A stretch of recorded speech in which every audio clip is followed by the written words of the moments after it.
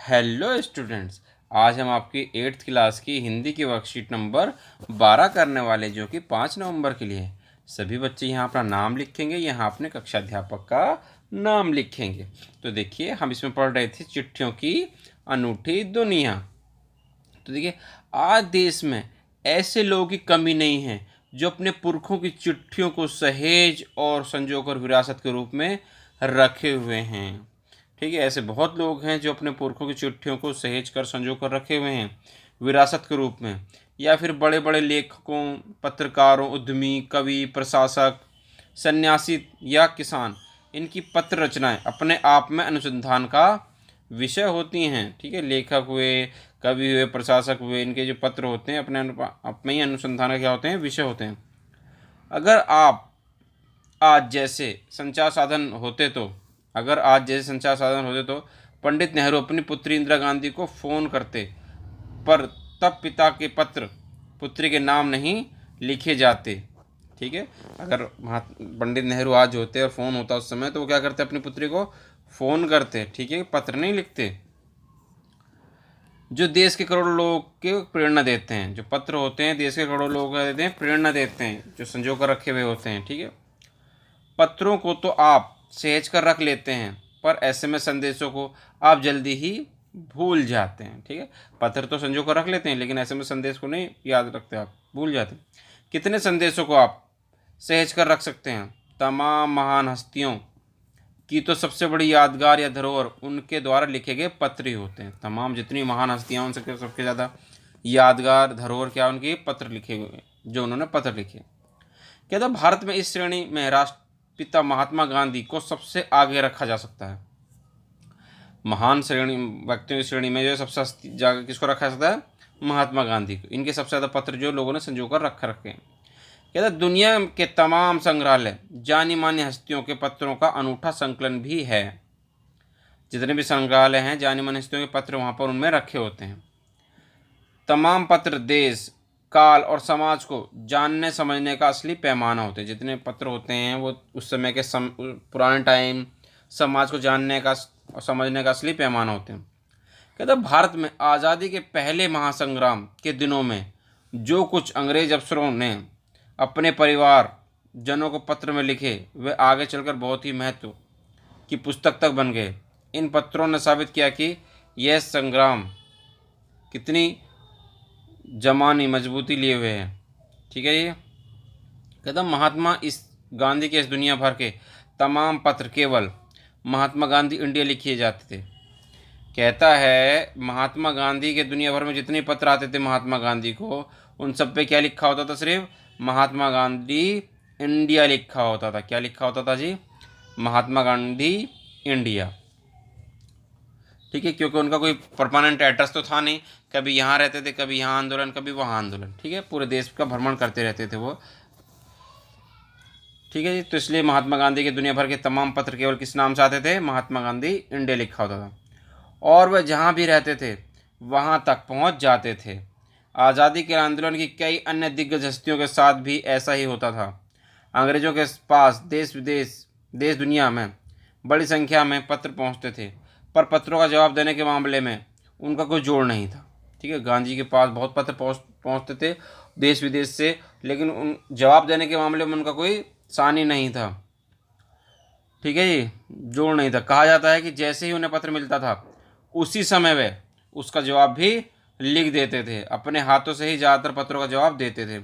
जब लिखते लिखते उनका दाहिना हाथ दर्द करने लगता या थक जाता, तो वह बाएं हाथ से लिखना में जुट जाते थे। महात्मा गांधी ही नहीं, आंदोलन के तमाम नायकों के पत्र गांव गांव में मिल जाते हैं। पत्र भेजने वाले लोग उन पत्रों को किसी प्रशस्ति पत्र से कम नहीं मानते हैं। पत्र भेजने वाले जो लोग थे उन्हें प्रशस्ति पत्र से कम नहीं मानते थे। और कई लोगों ने तो उन पत्रों को फ्रेम करा कर रख लिया है। ठीक, कुछ लोग तो ऐसे हैं जिन्होंने पुराने पत्रों को फ्रेम करा कर रख लिया। यह है पत्रों का जादू। यही नहीं, पत्रों के आधार पर ही कई भाषाओं में जाने कितनी किताबें लिखी जा चुकी हैं। पत्रों के आधार पर क्या है, कई भाषाओं में किताबें लिखी जा चुकी हैं। अब देखिए, कुछ शब्दार्थ हैं। पुरख माने पूर्वज हमारे, संजो कर इनके संभाल कर रखना। विरासत का मतलब हमारी धरोहर है, उद्यमी यानी कि व्यापारी, प्रशासक मानी कि अधिकारी, अनुसंधान यानी कि खोज, सहेज कर रखना यानी कि संभाल कर रखना, तमाम यानी कि सभी, दिग्गज माने महान, हस्तियां माने नामी लोग, संकलन माने इकट्ठा करना, महासंग्राम आप समझते ही हैं, युद्ध यानी कि एक तरीके से, मैसेजेस यानी कि संदेश, पैमाना यानी कि मापदंड, और जुट जाना यानी कि जुटना यानी कि लग जाना। प्रशस्ति पत्र का मतलब होता है बेटा प्रशंसा पत्र। क्या होता है प्रशस्ति पत्र का? प्रशंसा पत्र। कहता आप गद्यांश के आधार पर निम्नलिखित प्रश्नों का उत्तर दीजिए। गद्यांश के आधार पर हमने जो गद्यांश पढ़ा, इसके आधार पर हमने नीचे कुछ प्रश्न है उनके उत्तर देने। कहता लोग क्या संजो कर रखते हैं और क्यों? तो हम जानते हैं बेटा कि लोग अपने पुरखों की चिट्ठियों को संजो कर और संभाल कर रखते हैं, विरासत के रूप में रखते हैं, क्योंकि इनसे उनकी क्या जुड़ी होती हैं बेटा? यादें जुड़ी होती हैं। तो देखो बेटा, देखते हैं इसका आंसर क्या है। तो देखिए ये रहा बेटा इसका आंसर। कहता लोग अपने पुरखों की चिट्ठियों को सहेज और संजो कर विरासत के रूप में रखते हैं, क्योंकि इनसे उनकी क्या जुड़ी होती है बेटा? यादें जुड़ी होती हैं। ठीक है, इसी के साथ हम देखते हैं बेटा क्वेश्चन नंबर 2 क्या कहता है अब। तो देखिए दूसरा क्वेश्चन आपसे कहता है तमाम महान हस्तियों की सबसे बड़ी यादगार धरोहर क्या है और क्यों?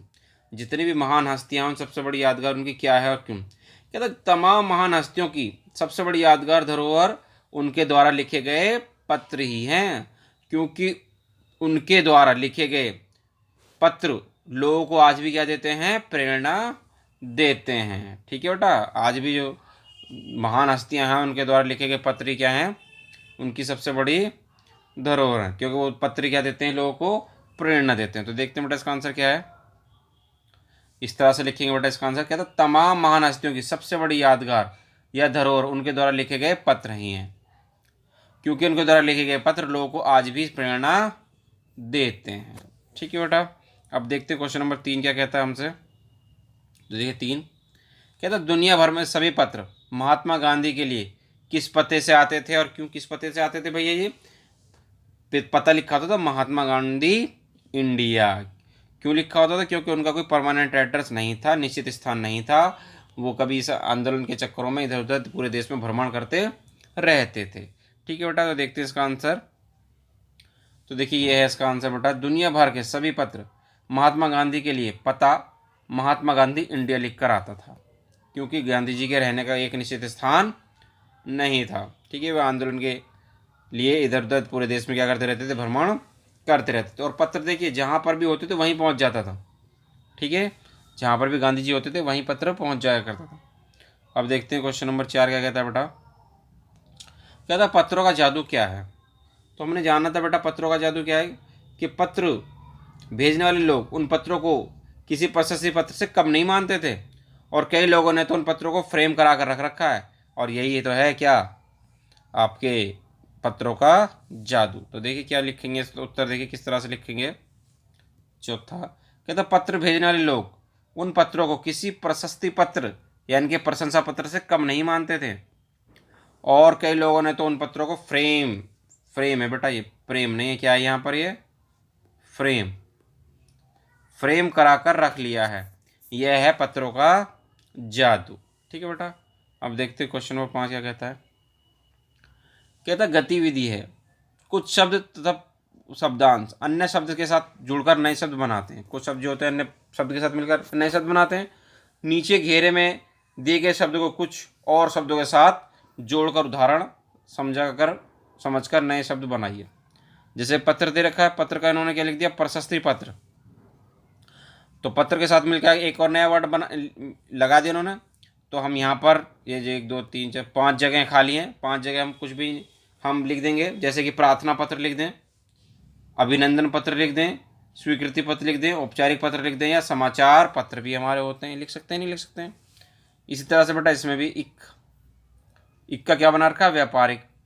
तो हमें इससे बनाने के इक जिसके अंदर आता है व्यापारिक, जैसे दैनिक, औपचारिक, शारीरिक, पारिवारिक, दैनिक, इक आना चाहिए बेटा। ठीक है, बीच में शब्द के। तो देखते हैं बेटा इसका आंसर। इसमें 5 यहाँ खाली जगह, 5 यहाँ। देखिए पहले वाले में आप खाली जगह में क्या लिख देंगे? समाचार पत्र, प्रार्थना पत्र, अभिनंदन पत्र, औपचारिक पत्र और स्वीकृति पत्र। ठीक है, और जो दूसरा दे रखा था जिसमें यूज़ होना है। इक में क्या होगा, पारिवारिक, औपचारिक, दैनिक, नैतिक, शारीरिक। ठीक है, तो सब में क्या आ रहा है बेटा, इक इनके अंदर आ रहा है। तो ये क्या हो गया, आपके 5 क्वेश्चन भी हो गए। इस तरह से आपकी वर्कशीट क्या होगी बेटा, पूरी होगी। उम्मीद करते हैं आपको अच्छे समझ में आ गई होगी। तो वीडियो पसंद आई हो तो वीडियो को लाइक करना, शेयर करना और कमेंट करना। और आपने हमारे चैनल को अभी तक सब्सक्राइब नहीं किया तो चैनल को सब्सक्राइब ज़रूर करना। मिलते हैं आपसे अगली वीडियो में।